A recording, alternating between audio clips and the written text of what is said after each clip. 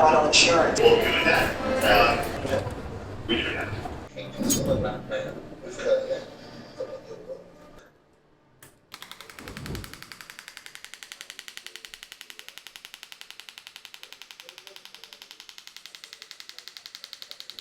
What is that? Shockwave therapy. Shockwave basically sends shockwaves down to the cellular level. It helps break down any scar tissue, adhesions. It helps the repair process. Helps reduce pain as well.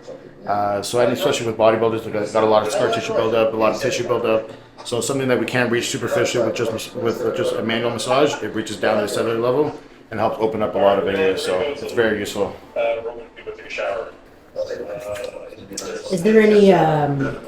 Is there any like misconceptions on cupping that you think is still out there? I feel like a lot of people keep saying that cupping is mainly used for, or the color of the cups is what they're looking for.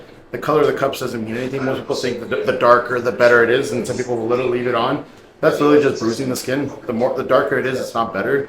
You realistically only want to put it on for like 10, 15 minutes maximum. Everyone bruises differently according to the person. But you're not looking for the color. You're just looking for the blood flow in those areas to help with the healing process of it. And the misconception of it is everyone keeps saying that it helps reduce all this toxic out of the body.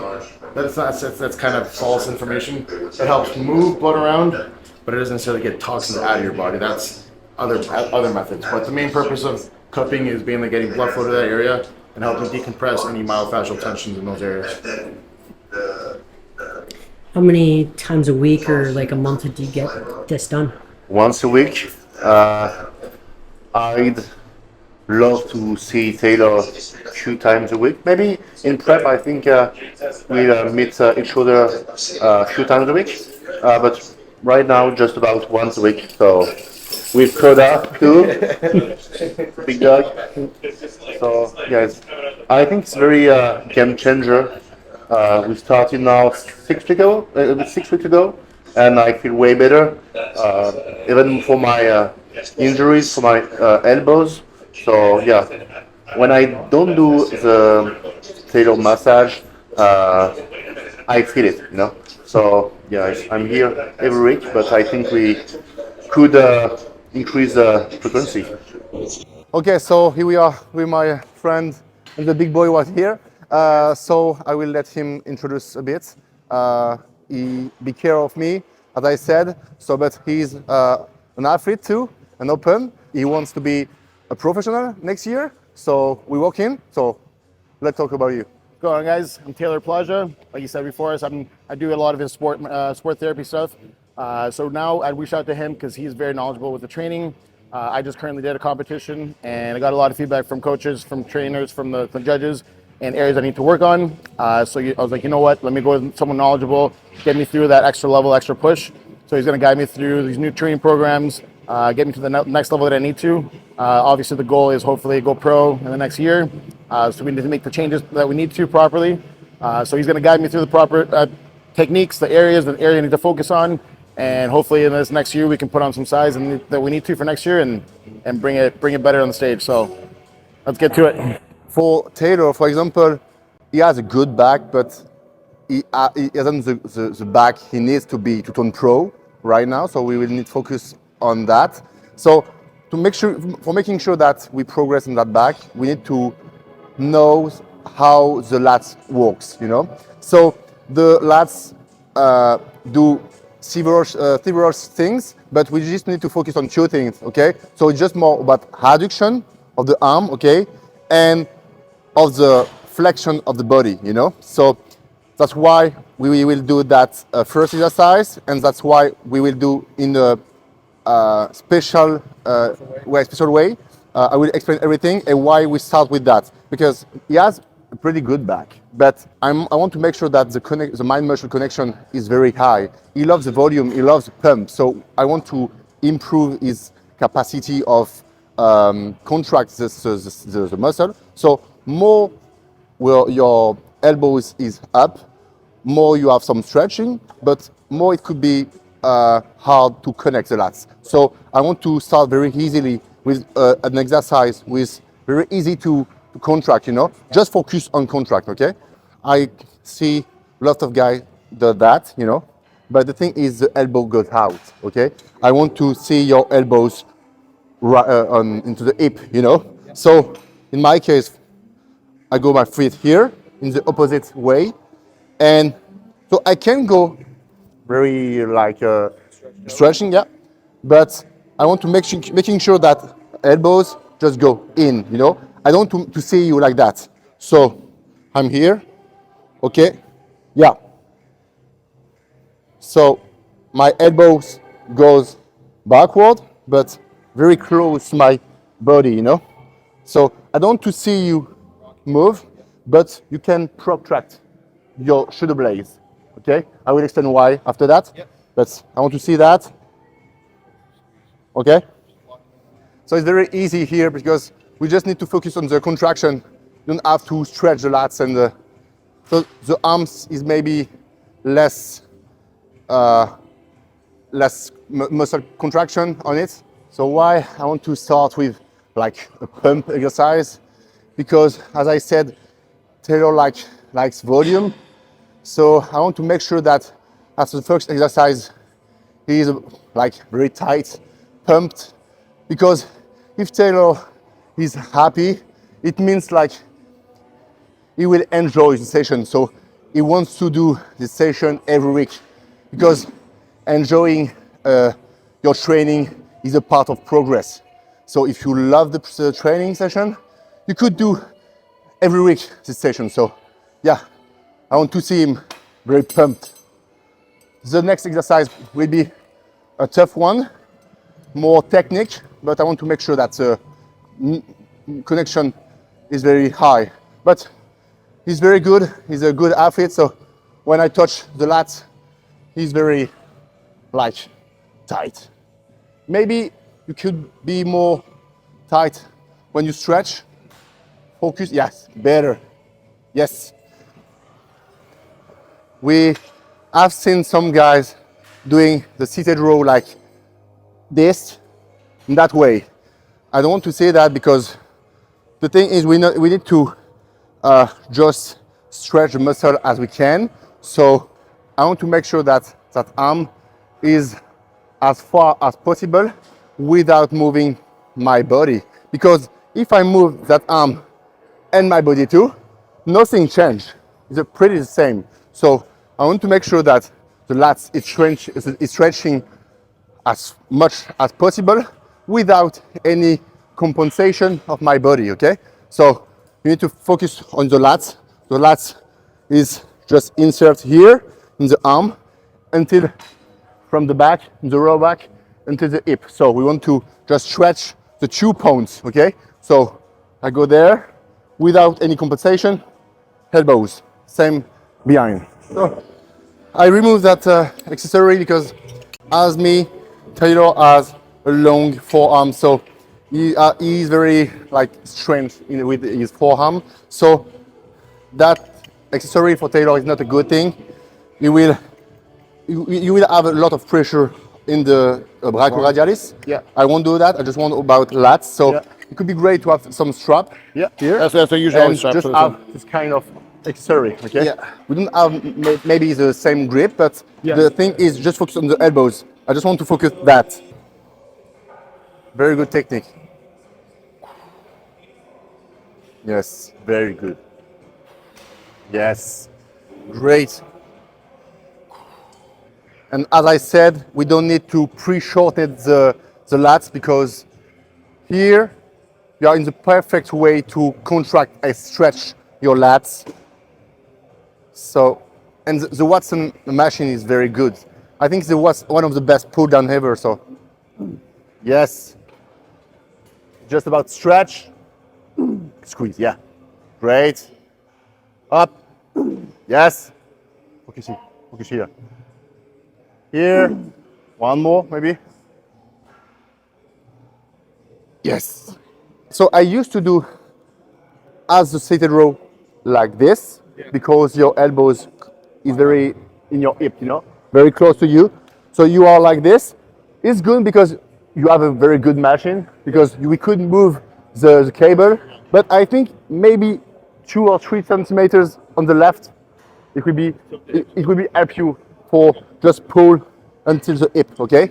So I don't want to see you don't do that, but at the end of the pull down, okay? So here I stretch. So the question often I heard is, do I need to let my scap move? Okay? And the answer is yes. Because if yeah, but I want to begin the range of motion with my lats, not from my scalp. So here, I let move my scalp and just focus on my lats, okay? Oui. Traps. Yes. Up, in. Yes. Faster. Yes. Watch you. Yes. Here. Yes. Good. Pullover.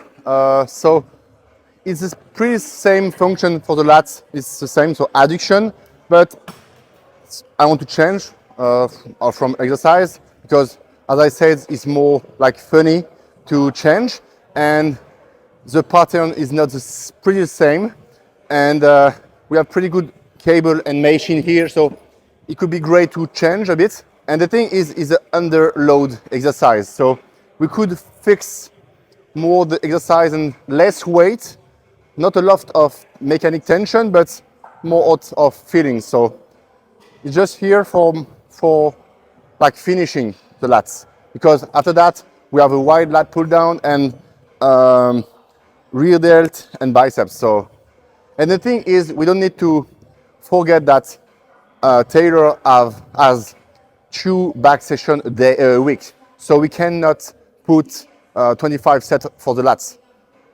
So it's enough for today.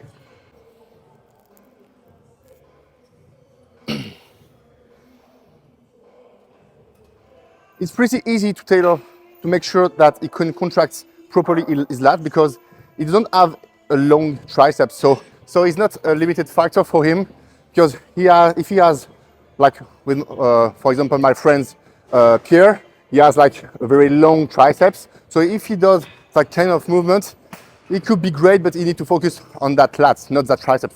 So for Taylor, it's very easy to connect the lats with pullover. So today we do the Taylor training. Don't forget it, because you cannot just do this session at home, because you are not like Taylor. Taylor is very advanced athlete. He's near from pro card, so he's an open bodybuilder, so he knows what he do, and we could see it from the lat pull down and the seated row. He's very good. He has very good mind muscle connection. So yeah, don't forget it. Wide lat pull down. I love this machine because you have like an adduction of the arm, but you can contract your traps properly. It's an hybrid. Like we finish once again the lats, but the lats is not our focus here. It's about traps and scapula. Okay, shoulder blades. How the traps works? It's very easy because you have 3 kind of traps. It's the same muscle, but you have 3 variation of fibers. So the upper traps go at near from the top. So they work with the shoulder blades. So if the shoulder blades just go like this, if the shoulder blades go up, the trap contracts. So the upper traps is just for contracting and up elevates this shoulder blades. Okay.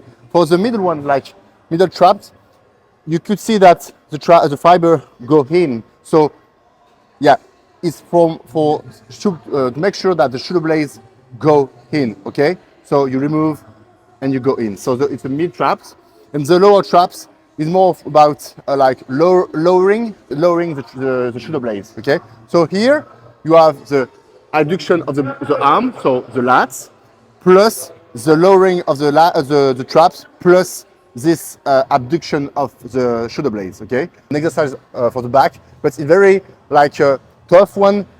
It works for everything of the back, so it's a great exercise, but it's not our main compound. It's like finishing. And the thing is, why we don't work a lot his traps for Taylor, because his traps is very short, so the lower traps finished not even at the middle of the back, So you have very short traps and not very wide, you know. So very tricky to feel them and hypertrophy them, you know. So it's a part of our training, but the main focus is here. It could be very wide if he wants to. So the focus is just here.